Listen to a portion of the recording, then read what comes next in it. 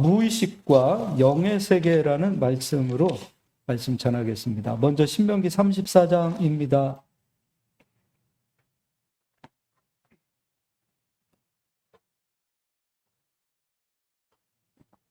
34장 9절로 12절까지 우리 재봉 집사님이 읽어주시면 감사하겠습니다. 모세가 눈의 아들 여호수아에게 안수하였으므로 그에게 지혜의 영이 충만하니 이스라엘 자손이 여호와께서 모세에게 명령하신 대로 여호수아의 말을 순종하였더라. 그 후에는 이스라엘에 모세와 같은 선지자가 일어나지 못하였나니 모세는 여호와께서 대면하여 아시던 자요 여호와께서 그를 애굽 땅에 보내사 바로와 그의 모든 신하와 그의 온 땅의 모든 이적과 기사와 모든 큰 권능과 위엄을 행하게 하심에 온 이스라엘의 목전에서 그것을 행한 자이더라. 네, 오늘 말씀 제목이요, 무의식입니다. 무의식과 또 영의 세계, 이렇게 말씀을 제목을 잡았습니다. 지난 시간에 이어서 계속 말씀이 이어지는 겁니다. 하나님의 성령께서 모세를 통해서 여호수아에게 임하게 되어질 때 여호수아에게 강하고 담대함이 임하지요. 그리고 그 강하고 담대함으로 하나님의 약속하신 땅, 그 가나안 땅을 정복하게 되어집니다. 하나님께서 여호수아만 보내는 것이 아니에요. 이스라엘 백성들만 보내는 것이 아니라 하나님의 성령이 너에게 임하면 너희가 권능을 받고 라고 했습니다. 그 권능은 무엇인가? 하나님이 쓰시는 천사들, 천군과 천사들을 권능이라고 그랬습니다. 그래서 그 가나안 땅에 들어가게 되어질 때 하나님께서 이스라엘 백성들만 보내는 것이 아니라 그들을 위해서 권능을 가진 천사, 천군들이 가서 가나안 땅을 정복할 수 있도록 하나님께서 함께 하시겠다고 말씀하셨습니다. 자, 그럼 이제 이 천사에 대해서 조금 더 보도록 할게요. 히브리서 1장 14절을 좀 읽어주시면 좋겠습니다.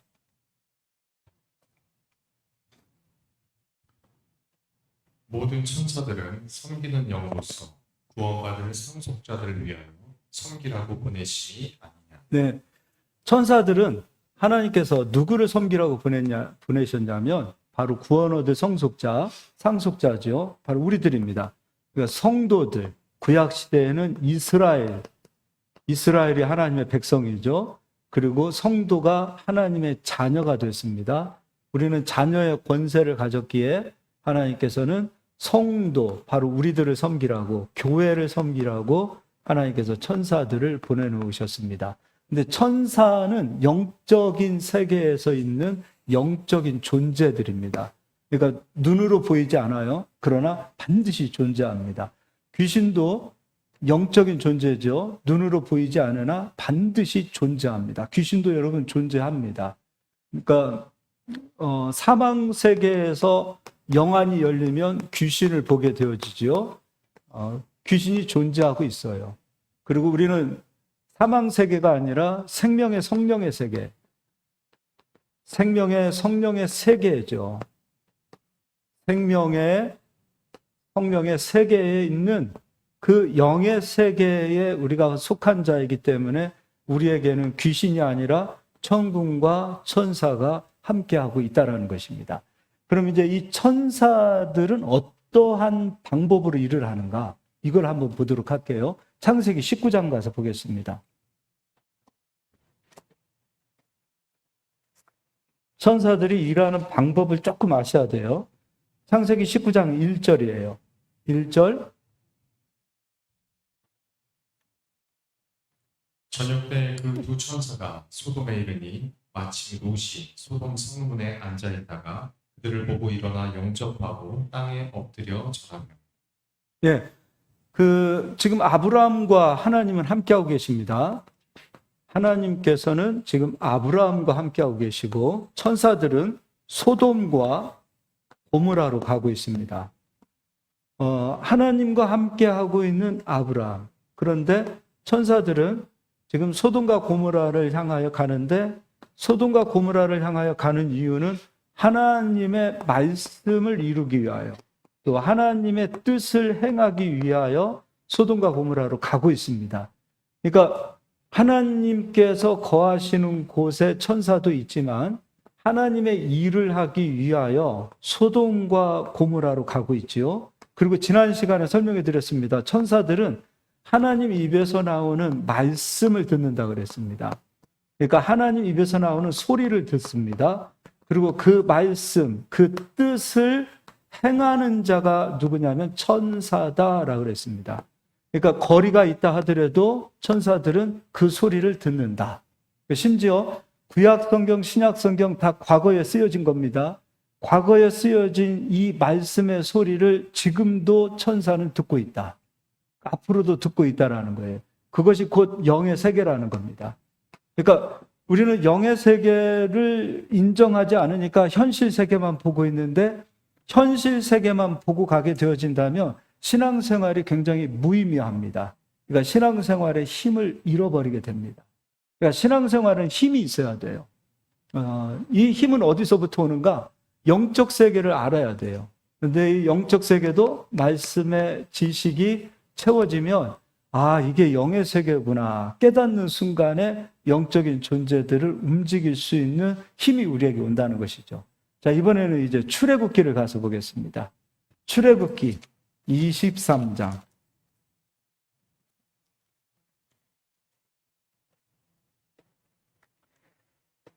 20절 읽어주시기 바랍니다. 내가 사자를 내 앞서 보내어 이래서 너를 보호하여 너를 내가 예비한 곳에 이르게 하리니. 하나님께서 천사를 우리 앞서 보낸다 그랬어요. 우리 앞서 보낸다. 그러니까 천사들을 지금 제가 만약에 천안에 있다. 그런데 앞으로 제가 가야 될 곳이 미국이다. 그러면 미국을 가게 되어질 때 천사가 그때 미국에 가 있는 것이 아니라 이미 내가 미국에 가야 된다라는 것이 나의 목적지면 천사는 미국에 먼저 가 있어야 한다는 거예요. 그리고 한 명의 천사는 내가 가야 할 목적지에 가 있고 가는 길입니다. 가는 그 길을 지켜야 하는 존재들이 바로 천사입니다. 제가 전도사 때 저희 누님이 집을 지었어요. 근데 집을 지었는데 그 전원주택이다 보니까 그 마당에 자갈을 깔아야 되는데 그때 이제 그 자갈, 그 아산에서 그 자갈을 그러니까 덤프로 한 트럭 준다라는 뭔 표를 받은 것 같아요. 근데 이제 포크레인 기사가 그 복사차라고 있어요. 복사차. 한 4.5톤, 5톤 정도 되나? 그런 차가 있는데 그 차를 빌려줘서 제가 그 차를 몰고 아산, 그때가 아마 수천리였어요. 수천리까지 가서 포크레인이 자갈을 그 복사차에 실어줬습니다. 그런데 그 수천리 자갈하는 거기가 경사가 한 이런 경사예요. 이런 경사. 그리고 이제 차를 가지고 이렇게 운전해서 오는데 그때 이제 저희 누님이 제 옆에 타고 저는 이제 운전하고 내려가고. 근데 자갈의 무게가 어마어마하잖아요. 근데 내려가는데 뭔가 이상해요. 브레이크가 파열됐어요. 그러면은 옆에는 낭떠러지예요. 그럼 이제 차를 몰고 이렇게 내려오는데 이제 순간적으로 죽었다. 여러분 그때는 기도도 안 나와요. 근데 차가 이렇게 속도가 가속이 붙으니까 이렇게 내려오잖아요. 근데 이제 우리 누님은 이제 옆에서 발발발 떨고 있고. 근데 그때 무슨 생각이 들었는지 그 앞에 바위, 그 조그마한 돌멩이인데 사람 머리통만한 돌멩이가 있어요. 근데 거기다가 차를 한번 갖다가 바퀴를 한번 대보자. 그럼 그 무게에 의해서 바퀴는 넘어가야 합니다. 그렇잖아요. 속도와 무게에 의해서 바퀴는 넘어가야 되는데 이 앞에 있는 돌멩이에 그냥 차가 쓰더라고요. 쓰는데 꿀꺽하지 않았어요. 그냥 멈춰져 있는 차가 쓰듯이 그냥 쓰는 거예요. 원래 이렇게 해야 되잖아요. 근데 그런 것도 없이 차가 쓰는 거예요. 그러니까 이게 무중력, 만유인력, 뭐 모든 것을 다 갖다가 적용을 해도 적용을 할 수 없는 그런 상태로 차가 멈췄어요. 근데 이제 그렇게 멈췄어도 옆에 탄 누님은 차에서 못 내려요. 사람이 그렇게 겁을 먹으면 그렇게 되더라고요. 막 벌벌벌 떨고 있고. 그리고 저도 혹시라도 내리다가 차 문 열면 차 문에 의해서 다시 차가 굴러가면 안 되잖아요. 그래서 먼저 내리라고 하고. 근데 벌벌 떨면서 누님 내리고 저 내렸는데 차가 어쨌든 섰어요. 그때는 이게 웬일인지 몰랐어요. 세월이 흘러서 지금 생각해 보면 그때 누가 저의 생명을 지켰는가 생각해 보면 천사도 그때는 함께하고 있었어요. 제가 그때 전도사 때였거든요. 만약 그때 죽었으면 객사도 그런 객사가 없어요. 낭떠러지에서 떨어졌는데 자갈에 다 깔려있고 뭐 사람 형체나 남아 있겠습니까? 그리고 그때 죽었으면 오늘 여기서 이렇게 설교할 수 있었을까요? 우리 가는 길을 제가 가야 될 목적지는 목회해야 되고 목회 사명을 다 완수해야 되잖아요. 하나님께서는 저 가는 길을 저를 쓰시기 위해서 저의 생명을 보호했구나라고 여겨질 수밖에 없는 거예요. 제가 이건 일부분이에요. 이거 하나뿐만이 아니에요. 제가 살면서 지금 생각해 보면 그때그때마다 나를 지키시고 보호하셨던 분이 계셨구나. 근데 하나님이 보호하셨는데 하나님께서 누구를 보내셔서 나를 지키게 하셨는가? 천사들을 보내셔서 나를 지키게 하셨구나. 제가 그렇게 살아있는 게 기분 나빠요? 할렐루야. 네. 그때 그때 일에 났을 때다. 그때 죽었으면 일에는, 아유, 생각만 해도 끔찍하다. 우리 시온이도 그렇고.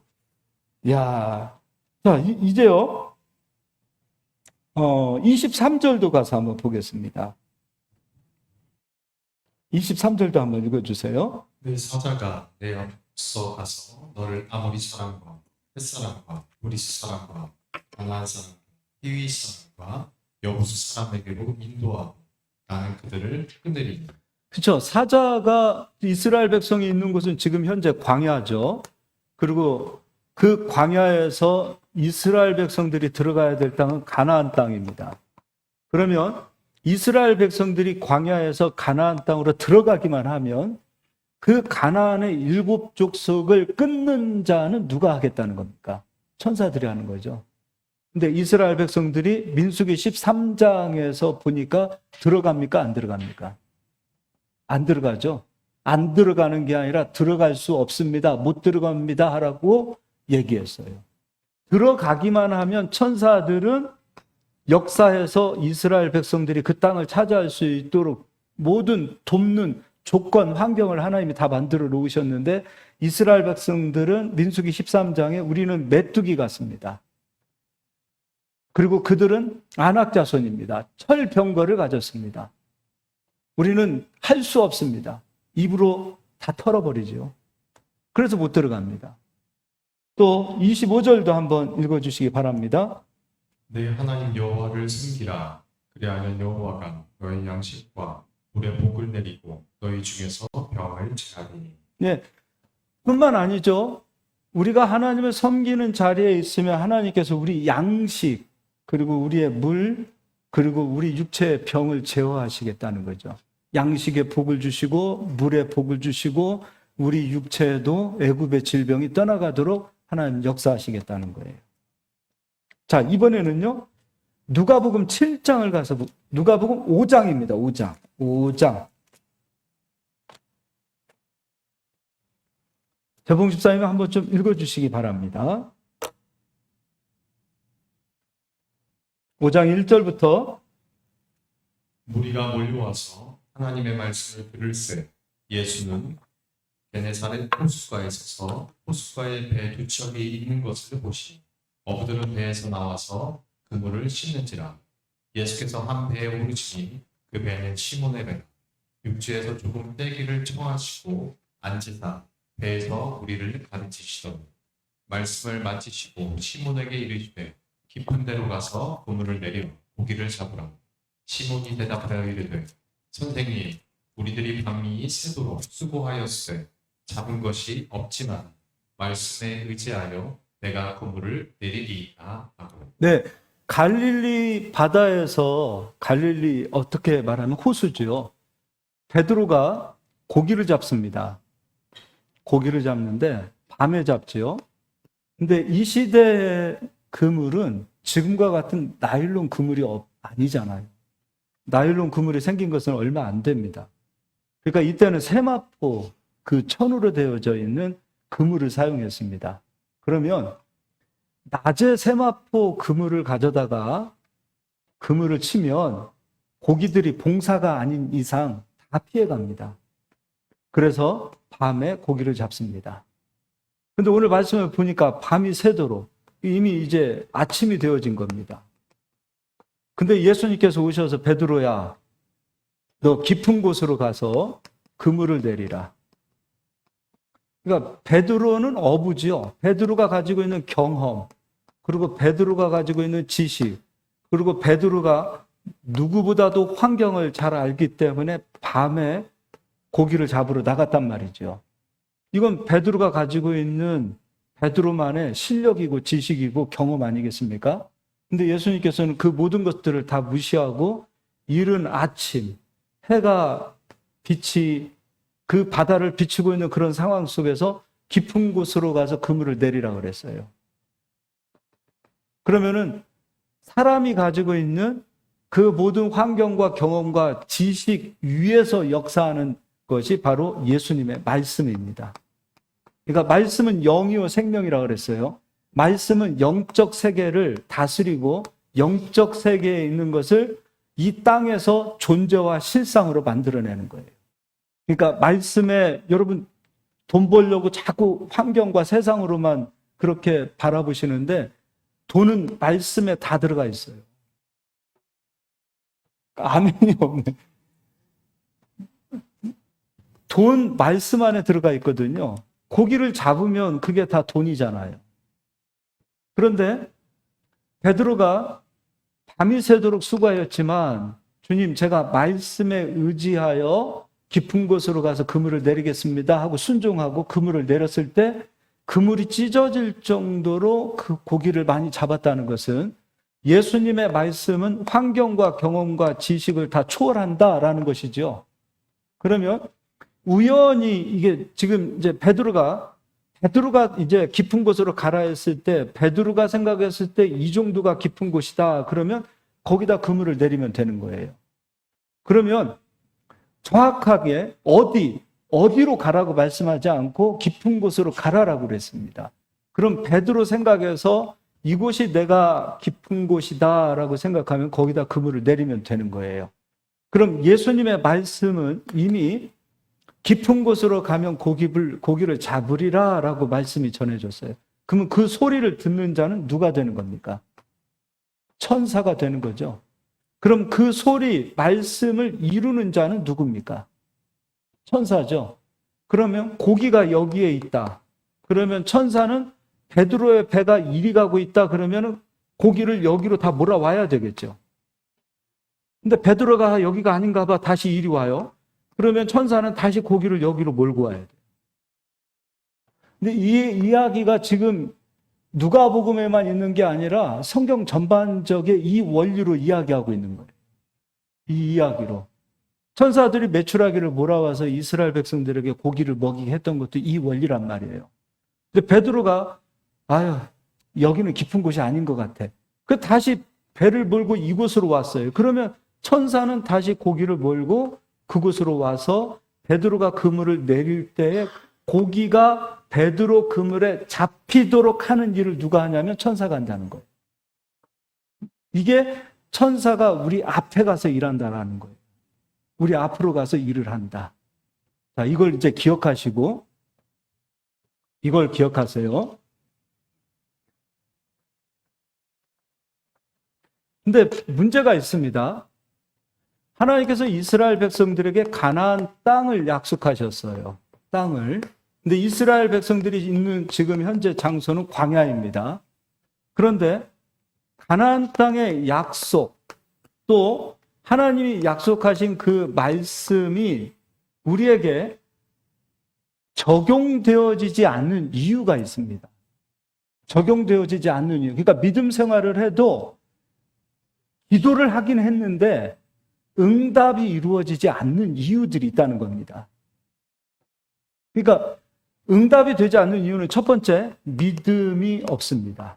근데 여기서 말하는 믿음은 주여 믿습니다. 이 믿음이 아니라 이 믿음은 약속의 말씀을 갖지 못했다는 겁니다. 그러니까 우리가 비전을 갖습니다. 우리가 그리고 꿈을 말합니다. 비전과 꿈을 말하고 있는데 말씀이 없는, 믿음이 없는 비전과 꿈을 갖게 되어지면 생각하는 아이디어도 기가 막히고요.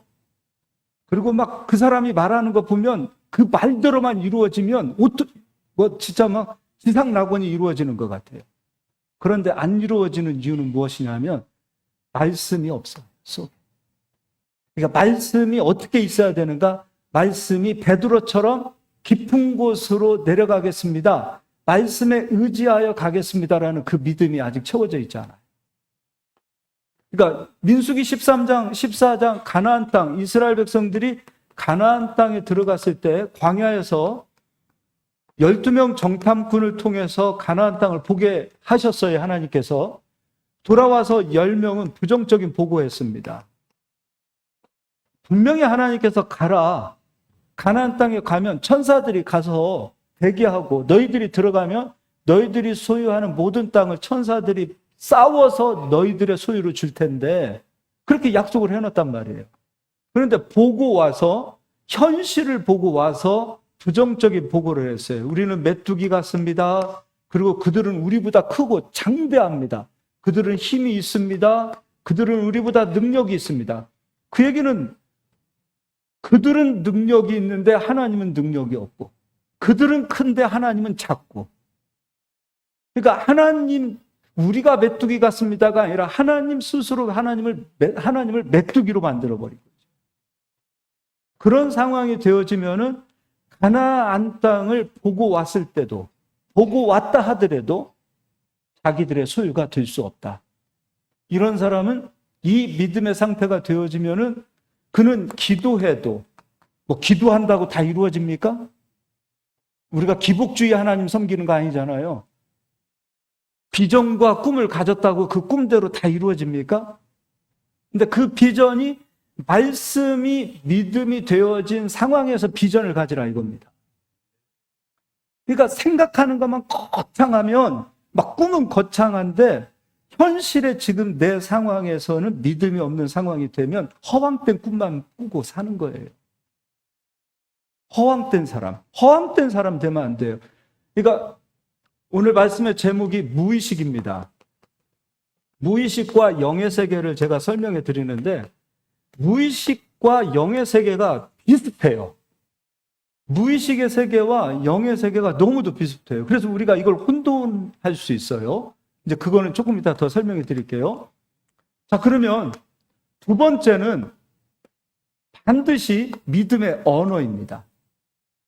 그러니까 믿음의 언어가 되어져야 돼요. 천사들은 무엇을 듣는가? 소리를 듣는다 그랬어요.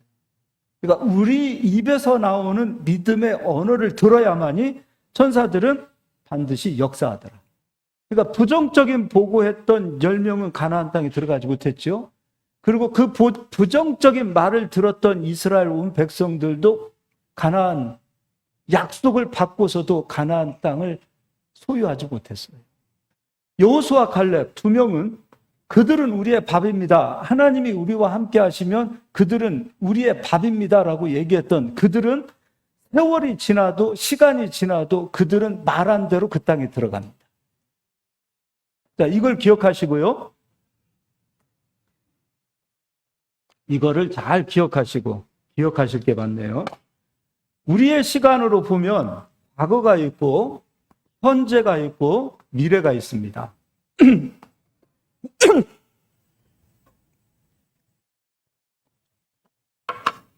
이제 신명기를 우리가 보고 있으니까 신명기 관점으로 보면 과거는 이스라엘 백성들이 애굽에 있었습니다. 그리고 지금 신명기에서는 아직 가나안 땅에 못 들어간 거예요. 지금 이들이 있는 곳은 현재는 광야에 있습니다. 그리고 앞으로 미래는 가나안 땅에 들어가야 합니다. 그런데 이거 과거입니다. 과거에 애굽에서 이스라엘 백성들은 종살이했습니다. 내면에 상처투성입니다. 그런데 미래는 과거의 상처가 치유되지 않고서는 과거에 나를 붙들고 있는 그 종이었다라는 그 종으로 살았던 그 자신의 그 종이었던 그 정체성을 버리지 않는 한 미래로 들어갈 수가 없어요. 그러니까 지금 현재죠. 우리가 지금 현재를 살고 있는데 과거에 지배를 당하고 사는 분들이 계세요. 과거에 지배를 당하고 살면 안 됩니다. 그러니까 과거에 상처 없이 산 사람 손 한번 들어볼까요? 상처, 특히 요즘 젊은 세대들은 상처가 많이 없어요. 근데 저의 위에 세대라든지 저희 때만 해도 너무 어려웠어요. 그리고 어렵다 보니까 부모님이 자식들 오냐 이렇게 못 키웠어요. 그러니까 어려서부터 상처 속에서, 어려운 가정 환경 속에서 상처받으면서 살았고요. 너무 가난하니까 학교도 제대로 다니지 못하신 분들도 많고요. 또 생각지도 않았는데 아버님이 일찍 돌아가시고 어머님이 일찍 돌아가시고 또 생각지도 않았는데 부모님이 이혼하는 경우도 있고요. 여러 가지. 그리고 환경을 통해서 과거에 사고를 당하고 장애를 입을 수도 있고 여러 가지 아픔을 겪을 수 있단 말이죠. 그런데 과거에 나를 아프게 했던 그 상처를 가나안 땅이라는 그 약속을 바라보면서 이 약속의 땅으로 가야 되는데 과거가 항상 나를 발목을 잡는 거예요. 그럼 과거의 사람은 과거에 있었던 아픔과 상처를 항상 현재에서 이야기를 합니다. 그러니까 부모님 탓하지요. 원망하지요. 남편 탓하지요. 아내 탓하지요. 그리고 선생님 탓하지요. 항상 탓하는 거예요. 그러니까 민수기 13장의 모습이 그대로 있는 거예요. 그것은 무엇이냐면 아직도 내가 과거에 지배당하고 있다는 거예요. 그러면 과거는 지나온 거예요. 없어진 거예요. 근데 없어지지 않은 거예요. 과거는 절대 없어지지 않아요. 그게 어디로 들어가냐면 무의식으로 들어가요. 우리 지나온 모든 세계 무의식 속에 다 들어가는 거예요. 그래서 내가 이런 사람이고 이런 아픔이 있는데 그걸 감추려고 해요. 근데 감춘다고 해서 감춰주는 게 아니라 그게 무엇으로 나오냐면 반드시 언어로 나와요. 그러니까 말하는 걸 보면 그 언어를 보면 이 무의식 속에 아직도 나는 과거의 노예로 있구나. 아니면 그것을 내가 이기고 그것을 극복하고 지금 현재의 상황에서 앞으로 하나님 주시는 약속을 바라보고 나가야 되겠구나. 그 비전과 꿈을 갖고 있는지는 무의식을 통해서 다 드러나게 돼 있어요. 감추어져 있는 것 같은데 반드시 감추어져 있지 않은, 반드시 절대로 감추어져 있지 않습니다. 근데 그것이 어떻게 드러나야 되는가? 그것이 믿음으로 드러나야 되고 또 무의식에서 아픔으로, 상처로 드러나게 되어진다면 그는 반드시 현재에서도 과거가 발목을 잡는 사람이 되어진다는 거예요. 저는 우리 조진성 집사님 과거 어렸을 때 자라난 환경 이야기 듣고 저도 어렵게 살았지만 저렇게 어려운 환경에서 사신 분이 있었나? 그때 그 얘기를 10번 듣고 20번 듣고 100번을 들어도 즐거워요. 왜냐하면 그 어려운 환경의 이야기를 항상 즐겁게 개그로 풀어내요. 그건 과거에 발목이 잡히지 않은 사람이에요. 근데 그 어려운 환경을 원망하고 막 어떻게 보면 아버지가 증오스러울 수도 있을 것 같아요. 근데 아버지를 사랑해요. 예수님을 믿고 나서 성령이 임하고 나니 아버지가 불쌍하게 보이고 긍휼히 여기게 되고 그래서 기도하게 되고 바뀌어버리는 거예요. 그게 바로 성령의 사람들이라는 거예요. 그런데 조진성 집사님은 아무것도 아니에요. 내가 이번 주에 청원실 권사님 과거의 스토리를 들었어요. 그 얘기는 나중에 여러분 여전도에 수련회 가면 꼭 한번 들어보십시오. 진짜 그 얘기는 어떤 면에서 보면 눈물 없이는 들을 수 없는 이야기예요. 눈물 없이는 들을 수 없는 얘기예요. 부끄러운 얘기가 될 수도 있어요. 아픔일 수도 있어요. 상처일 수도 있어요. 근데 말씀하시는 내내 즐거웠어요. 상처가 없어요. 아니, 그 이야기를 어떻게 개그로 풀어낼 수 있지? 그게 가능한 거예요. 그리스도인은 그게 가능한 거예요. 그리스도인은 그렇게 돼야 돼요. 그게 가능한 이유는 자신에게 상처를 주었던 타인을 용서할 수 있었던 그 힘이 와 있는 거예요. 그리고 용서했어요. 과거에 붙들리지 않는 사람이 되어졌기에 그의 무의식 속에 있는 기억들은 상처가 아니라 오히려 그것이 자기 자신에게 힘을 주는 능력이 되어진 거예요. 그러니까 무의식이 없는 사람이 없어요. 과거에 있었던 모든 것들, 특히 내가 창피함을 당하고 기억하기 싫었던 모든 것들, 그런 것들, 내가 수모를 당했던 것, 그리고 내가 이 사실은 절대 남에게 이야기하지 말아야지 했던 모든 것들 다 무의식에 잠재적으로 들어가 있어요. 근데 어느 날 그게 딱 한번 드러나면 그게 분노, 화로 되어집니다. 근데 과거에 있었던 이 일들이 무의식 세계에 잠재적으로 자리 잡혀져 있다. 근데 이것이 해결되지 못하면 지금 현재에서 원망하는 사람이 되고 남을 탓하는 사람이 된다는 거예요. 사람이 사람을 용서 못합니다. 사람이 사람을 용서 못해요. 부모님을 용서한다? 쉽지 않아요. 사람이 사람을 용서하는 건 어렵습니다. 이거는 오늘 우리 찬양단이 사랑에 대해서 찬송을 했습니다. 이건 하나님이 주시는 힘입니다. 그러니까 성령의 사람은 성령의 은사가 사랑이에요. 그래서 이 사랑이 왔을 때 부모님을 사랑하게 됩니다. 근데 그 사랑이라는 감정은 그냥 생기는 것이 아니에요. 어느 날 보니 불쌍한 거예요. 긍휼히 여기는 마음이 생기는 거예요. 우리 엄마도 힘들었겠구나. 이해하게 되는 거예요. 우리 아빠도 얼마나 힘들었을까. 이해하게 되는 거예요. 이해하게 되는 거예요. 우리 남편도 힘들었겠구나. 우리 아내도 힘들었겠구나. 그리고 우리 자식들도 얼마나 힘들었을까. 그걸 이해하게 되는 거예요. 이 마음은 그냥 되는 게 아니에요. 하나님의 성령께서 우리 안에 오셔서 성령이 우리 마음을 만져주시면 가능한 거예요. 성령님만이 하실 수 있는 일이에요. 그래서 성령 충만해야 돼요. 그러니까 이것도 능력이, 사랑이 얼마나 큰 능력입니까? 사람을 용서하는 것은 그냥 되는 게 아니에요. 가장 큰 위대한 힘의 능력이에요. 그 힘이 와야 돼요. 그 모든 과거의 무의식 속에 있는 그 상처를 이겨내고 치료하고, 그리고 더 이상 무의식 속에 있는 상처가 나의 발목을 잡지 못하도록, 뭔만 하려고 해도 그게 나의 발목을 잡는 거예요. 그게 해결되지 않으면 결혼에서까지도 또 이어져요. 그것이 해결되지 않으면 자식에게 상처를 주는 거예요. 그리고 자기 발목을 자기가 잡아요. 뭔만 하려고 그러면 나 같은 것이. 뭔만 하려고 그러면 아유, 내가 어떻게 저런 걸 할 수 있어. 남하고 비교하죠. 저 사람들은 부모 잘 만나서 저렇게 되는 것이고, 저 사람들은 저런 좋은 환경에서 저렇게 사는 거니까, 그러다 보니까 늘 남만 탓하는 거예요.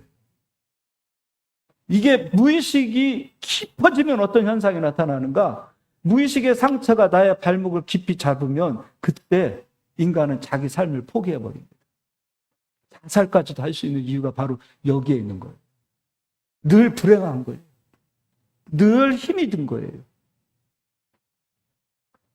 무의식 속에 있는 이 모든 상처가 치료되어지기 위해서는 성령님께서 내 마음을 만져주시고 그리스도의 사랑이 내 안에 오셔서 그리스도의 사랑의 관점으로 세상을 바라보고 그리스도의 사랑의 관점으로 타인을 바라보니까 이해가 되는 거예요.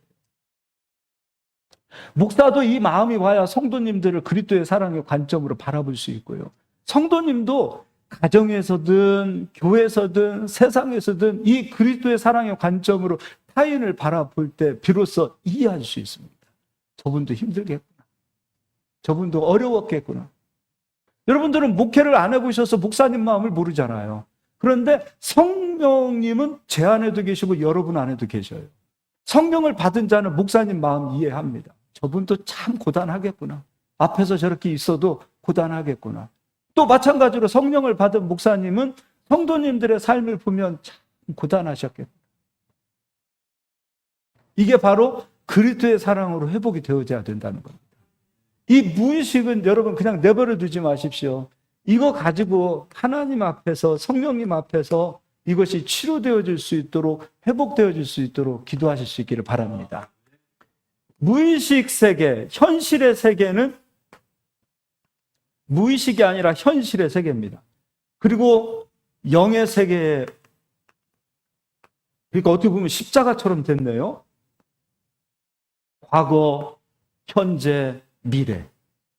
그리고 아래는 무의식의 세계, 현재의 세계, 그리고 영의 세계. 영의 세계는 아까도 얘기했지만 천군과 천사가 있다 그랬어요. 여기서도 보이지 않지만 반드시 무의식의 세계도 존재한다 그랬어요. 우리 내면의 무의식 세계 반드시 존재합니다. 보이지 않아요. 현실 세계는 지금 내 육체가 보이는 것이고, 현재 내가 어떤 직장을 다니고 어떤 집에서 살고 현재 현실의 세계는 보이는 것이지만, 무의식 세계는 보이지 않는 세계지만 반드시 존재하고 있는 세계예요. 영의 세계도 마찬가지입니다. 보이지 않지만 반드시 존재하는 세계입니다. 영의 세계에서는 비전이 있습니다. 꿈이 있습니다. 왜냐하면 비전과 꿈은 보이지 않습니다. 근데 우리가 비전을 갖고 꿈을 가져야 돼요. 근데 비전과 꿈을 갖는데 이 현실 세계에서 아직도 무의식의 발목이 잡혀 있는 상태가 되어진다면 그는 가지고 있는 비전과 꿈이 항상 허망되게 끝나요. 비전과 꿈은 존재로, 실상으로 만들어져야 되는데 그가 가지고 있는 비전 거창하고 그가 가지고 있는 꿈 위대하다 할지라도 그것이 항상 그냥 꿈으로 끝납니다. 망상으로 끝납니다. 사람이 생각, 아이디어가 좋아서 역사가 일어나는 거 아니에요. 아이디어 부족해도 상관없어요. 그런데 이 언어가 변하자고요. 현실 세계에서 지금 믿음의 언어를 내가 어떻게 사용하고 있느냐, 그거부터 여러분 바뀌셨으면 좋겠어요. 현실 세계에서는 남 탓하고 원망하고 불평이 있고, 그리고 하나님에 대해서 어딘지 모르게 부정적인 감정을 가지고 있는데 비전과 꿈을 가졌다고 해서 그 꿈이 이루어지는 게 아니라는 거예요.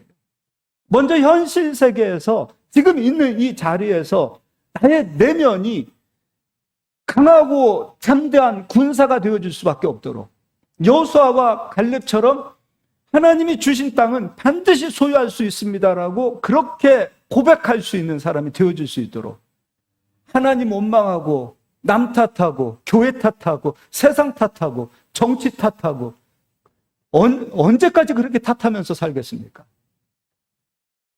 현실 세계부터 믿음의 사람이 되어져서 이 믿음의 사람이 되어지고 믿음의 언어를 이야기할 때 영의 세계의 천군과 천사는 우리의 꿈과 우리의 비전을 이루어가는 줄 믿으시길 바랍니다.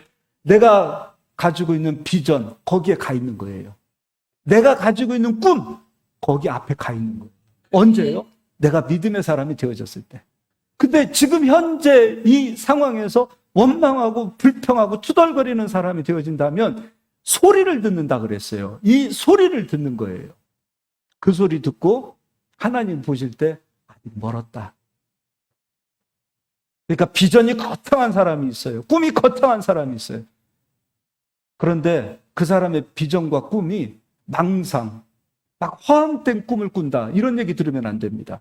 그리스도인은 허황된 꿈을 꾸는 사람이 되어서는 안 됩니다.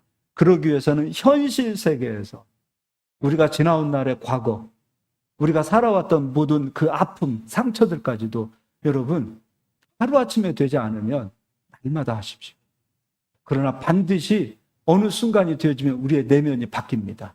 그게 바뀌면 내가 서 있는 곳이 천국이 되어집니다. 그리고 입에서 감사가 나옵니다. 그리고 하나님이 주시는 즐거움이 옵니다. 그러니까 분명히 스토리를 들어보면 아픈 이야기인데 그 이야기를 들어도 같이 듣는 사람들이 기쁨이 몰려옵니다.